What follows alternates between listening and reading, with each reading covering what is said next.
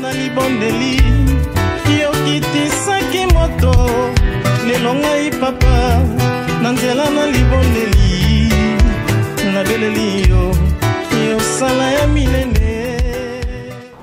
Chers abonnés, chers fans, les amoureux à cinéma congolais partout Bozali, je vous salue. Boyebi qui en date du 23 mars, tout taki ko perdre icône monene ya cinéma na biso. Au nom ya Marie Odia Bolingo, hein, autrement appelé Boli 600. Boyebi qui to perda qui est ezala ki lokola coup de tonnerre na matoi na biso et les bota mobimba et puis na bino ba fanatique na ye. Merci na bandeko nyonso baza ko soutenir biso de loin ou de près par vos messages ya ba condoléances bao baza ko benga Mami Bolingo qui est l'une ya ba actrice ya groupe Océan V12 ba fan nyonso boza ko benga ye au nom ya groupe Océan au nom ya ngai. Je vous dis merci. Merci puisque na ba moment ya boye nde baye baka nani ndeko nani moninga. Eza ba moment moko très difficile onde wana biso mami aza ko passer nango. Ba moment très difficile où famille mobimba et corps artistique ainsi que groupe Océan V12 parce que boyebi que Mama Bolingo azaki parmi ba mama oya bande ko soutenir groupe Océan de loin. Nasi bo monaki ba film belé to jouaki na ye bo monaki pe mami ya bande ko kende Kinshasa ba jouer pas ensemble ye ba mama linga ba Dauphin Doudou nani vient abiso Kokodioko Dauphin vient abiso Vie Chaba au bande ko mona ye à tout moment babande ko jouer dans groupe Océan. Donc ezali matanga moko bandeko oyo est frappé d'artistes mobimba ya Congo et Afrique. Sur ce, je viens ya ko annoncer bino hommage munene oyo libota mwana na ye Mami Bolingo libota mobimba ya 900 tonnes. Groupe Océan est organisé pour nous rendre hommage mérité na icône na biso Mama Marie Odia Bolingo. Donc en date il y a samedi le 5 avril la 900 tonnes bozozo adresse ezako bimawana de 17h à 22h milulu minene ikosalima na 900 tonnes pour nous rendre hommage mérité na icône Mama na biso Mama Bolingo. Donc bandeko nyonso bolinga ki Mama Bolingo obozaki ba fanatique na ye obo sepela ki na musala salaki obo vandi na Angleterre mobimba elobika kate bato bana 900 tonnes bino bato boza na UK mobimba ata oza na mboka mususu lingo se déplacer ozala bienvenue boya to rendre hommage mérité puisque ozala louange et adoration et ozala ba témoignage ono sa yebi kazana témoignage moko akoki koloba pona Mama Boli akozala bienvenue. Donc ba témoignage ko pesama théâtre ko salima parce que oya kufi azaki actrice munene ya cinéma congolais, cinéma africain, aki artiste munene.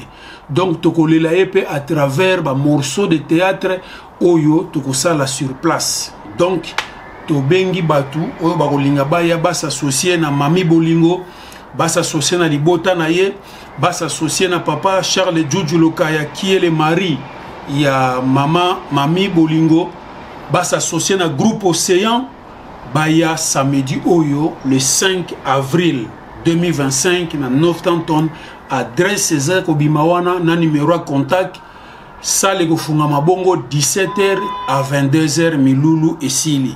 Après wana ndeko na biso Mami Bolingo ako se diriger na Maroc ko accompagner ngo ti na Kinshasa.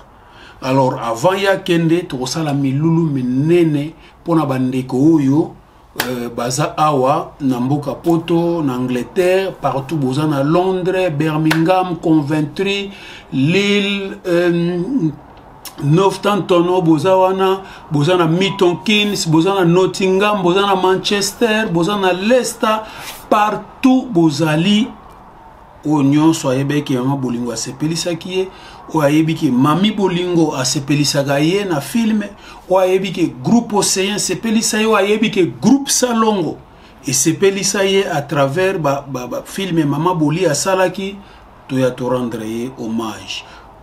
Oyo pe azana quelque chose o mbongo o mai o nini olingi oya ko assistant de konabiso mami bolingo benga na numéro ya mami on a affiché eza ko lekawana, c'est son numéro privé bokoyi ko benga ye yo lingo adresser ba message ba condoléances benga na numéro wana o eza ko leka eza numéro ya mami bolingo okozwa ye bokosolola biso na groupe Océan toza ko zongisa nanu filme pour Carole euti ko sila. Merci pena bandeko nyonso oyo bokomi bo féliciter pour na filme kitoko, bo féliciter maman Judith, merci nabino. Film asika eza koya eko leka lisusu Carole, film asika eza koya.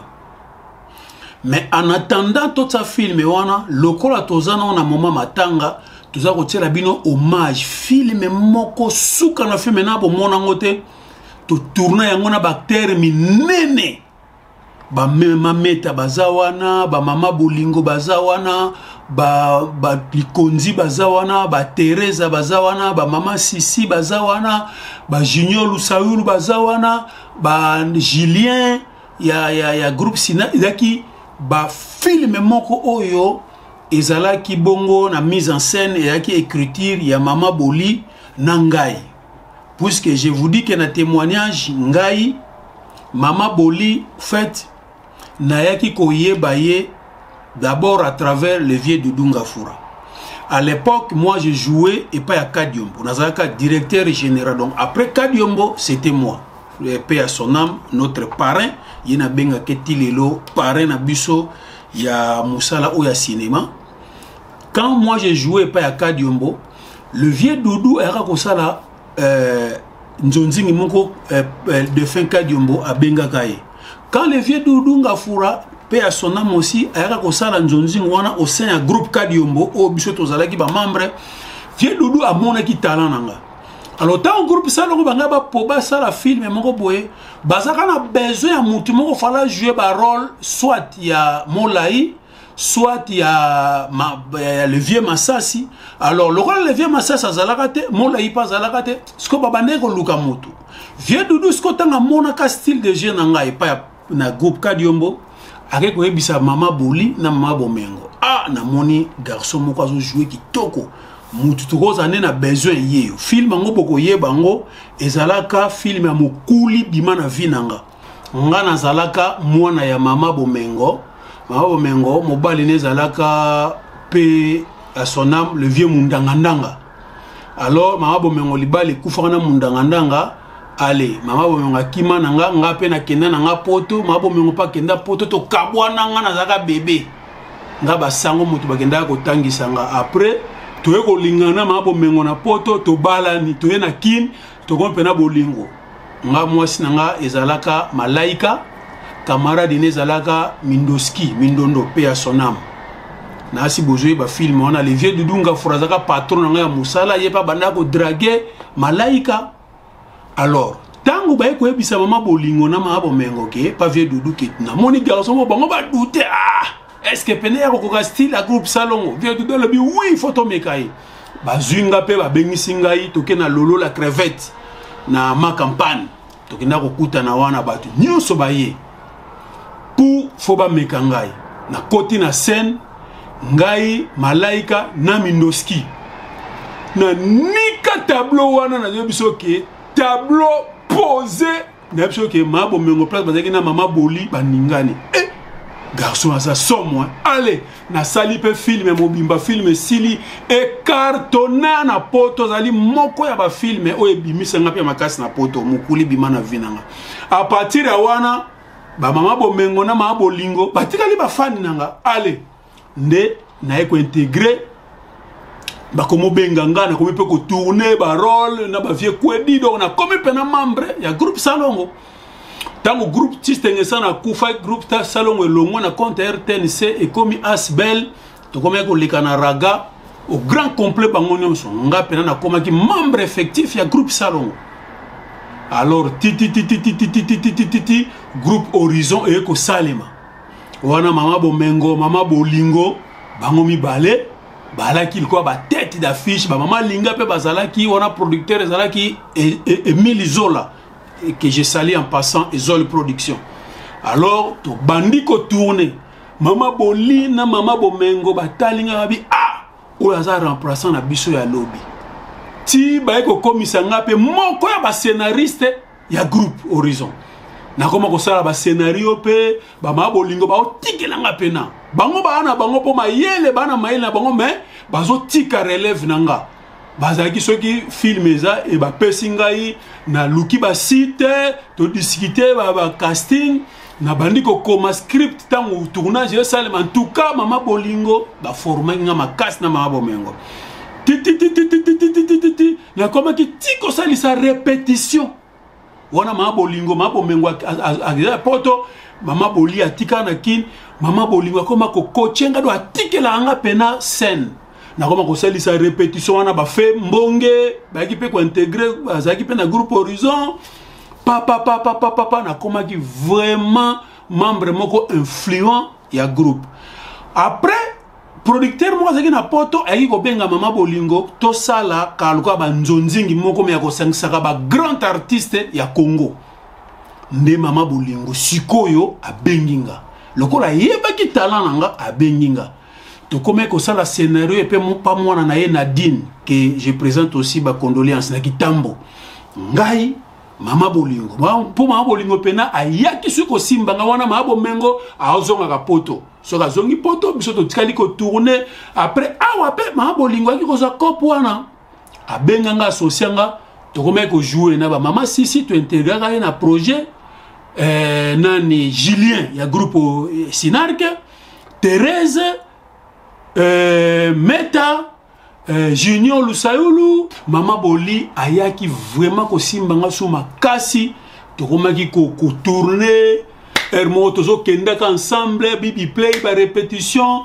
tozo zonga do to komaki vraiment close tozaki presque chaque jour il faut ngana zana mama bolingo na ndenge pa ki suko coachenga ili susu makasi en tout cas eza ba témoignage moko na ko bossa na te et puis tango ngana ye poto to kutani pena mwana ne mami bolingo to komi ko travailler mama bandaki toujours de loin ko pesa ngai ba conseil ya ba scénario ndenge nini to ko sala voire même na moment ki akoma ki pe maladie nzote bande ko déranger ma bande ko tourner boko mona film autre kozongi c'est la binope azaki pe ko tourner donc azaki mama moko yo alingaki ngai mingi alingaki groupe Océan mingi alingaki musana ye mingi.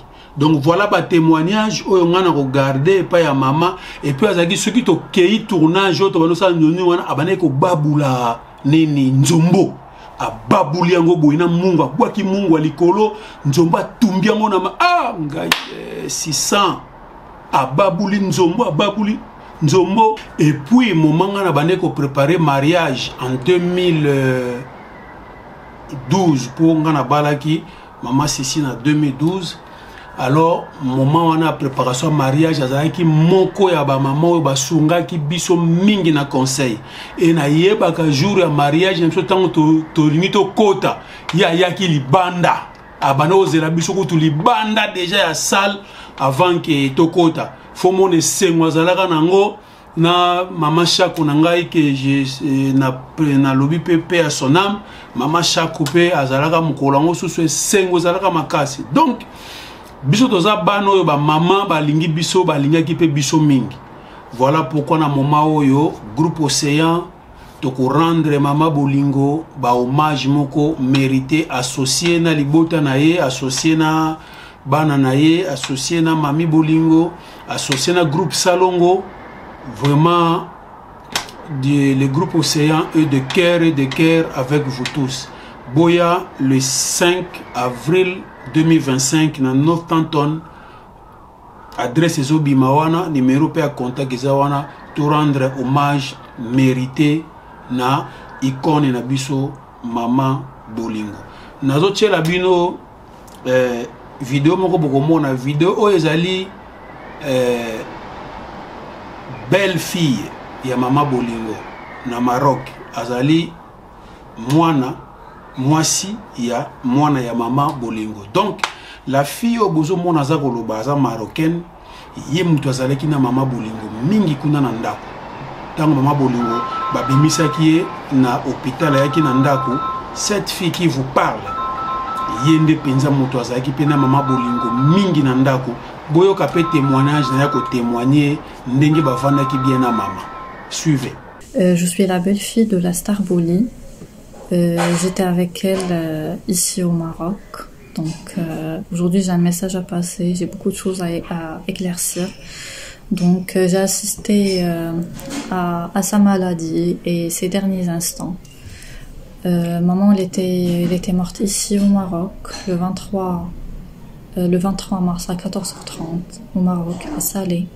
Donc on était avec elle jusqu'à la fin. Elle avait une maladie qui est très grave, elle avait un cancer de pancréas et aussi le traitement c'était aussi sévère pour elle. Elle a résisté jusqu'à la fin, mais c'est Dieu qui donne, c'est Dieu qui enlève. Aujourd'hui, je veux la remercier de tout mon cœur. En fait, c'est un message de cœur avec beaucoup d'amour. Je veux vraiment la dire merci de tout mon cœur. 1000 merci maman pour tout ce que tu as fait pour nous, pour l'éducation que tu as donnée à mon mari, à tous mes frères et sœurs, pour la joie que tu nous donnais et l'amour. Et tu étais toujours souriante, même avec la maladie. Tu cachais tu nous cachais ta maladie et tes souffrances. Tu étais toujours là pour la joie, pour la paix, surtout pour la paix. Moi, je t'aime beaucoup, je suis très fière de toi. Et je vais jamais oublier ton sourire, je vais jamais oublier tes mots ou tes histoires que tu me racontais tous les jours du groupe Salongo. Tu me parlais toujours de Kinshasa et beaucoup de choses. On avait un programme d'aller avec toi à Kinshasa, que tu me montrais la RTNC et tout, mais c'est la décision de Dieu, c'est la volonté de Dieu. Tu as beaucoup souffert avec cette maladie, donc c'est ça. Aussi, je veux remercier tout le monde qui était là avec maman, qui a aidé maman. Je veux remercier surtout. En fait, comme j'ai dit, ce n'est pas un message officiel et avec tous mes respects, non, en fait, je m'excuse vraiment, mais c'est un message qui sort vraiment du cœur. Moi, j'étais avec maman tous les jours ici. Donc j'ai assisté en fait et j'ai vu de mes propres yeux comment on s'occupait en fait d'elle ici. En fait, je tiens à remercier beaucoup Madame Denise Niakerou pour tout ce que vous avez fait pour maman. Vous avez montré en fait à toute l'Afrique, parce que nous ici au Maroc, donc on reconnaît vos efforts. On a vu comment vous avez pris en charge notre maman jusqu'à la fin. Comment vous avez s'occupé en fait des enfants du pays du Congo. Donc 1000 merci à vous. Et comme je suis vraiment désolée si j'adresse la parole aujourd'hui, mais c'est quelque chose que moi j'ai assisté, que je voulais dire parce que on m'a pas raconté. C'est quelque chose que j'ai vu avec mes propres yeux. Donc 1000 merci. Également, je remercie toute la famille. Je remercie la grande sœur, donc notre grande sœur Yamami, pour tous les combats qu'il a fait pour notre maman. Je remercie Etomba, je remercie tout le monde vraiment de tout mon cœur pour tout ce que vous avez fait. Moi, j'ai fait que mon devoir. Je l'aimais beaucoup, et si j'avais fait quelque chose pour elle ou avec elle, c'était avec beaucoup d'amour. Et j'ai jamais senti qu'il y a une différence entre elle et entre ma maman. Donc c'était une vraie mère. Aujourd'hui, on est dans une autre phase. Maman, elle est morte ici au Maroc. Donc, elle a beaucoup souffert. On veut la ramener au pays. Donc, on veut la ramener dans son pays. Elle aimait Il aimait beaucoup le Congo, il aimait beaucoup Kinshasa, il me parlait souvent de ça. Donc, on veut qu'il se repose en paix et qu'il part dans sa terre, quoi. Donc, on veut que nous, les démarches ici au Maroc, tout est bon, mais on veut que aussi les démarches de la part du Congo, du pays, que ça soit bon pour qu'on la ramène le plus bref délai. Elle a beaucoup souffert, elle avait une maladie qui est aussi grave, donc elle ne peut pas rester ici longtemps. On veut en fait, je veux l'honorer aussi, parce qu'elle était ici, j'étais avec elle à la morgue, moi, et mon beau-frère. Donc, je veux voir vraiment beaucoup de monde. Je veux voir tout le monde qui aime ma maman. Je veux un deuil mérité pour ma maman. C'est ça aussi. Donc, moi, je remercie tout le monde. Et salam alaikum wa rahmatullahi ta'ala wa barakatuh. Oti koyoka témoignage, il y a belle fille, il y a maman bolingo yemtazaki na maman mingi pe kuna na Maroc. Et puis Mami Bolingo a été très bien plus que Mami a été tout le temps au Maroc pendant que Mama Bolingo a été hospitalisée. Merci Nabande Konyonso. Tokutani samedi le 5 avril na 9 Tanton de 17h à 22h. Tout respecter tant plus que salle et go fungama 17h et go kangama 22h. Boya to louenzambe to témoigner to rendre Mama Boli ba hommage. Derniers hommages mérités, dignes, il y a Aranaï. Que Dieu vous bénisse et mes sincères condoléances à Mami Bolingo, la famille Mounene et à Mama Bolingo, et puis la corporation Nyon sur les artistes ainsi que le groupe Salon. Merci. Yamba ni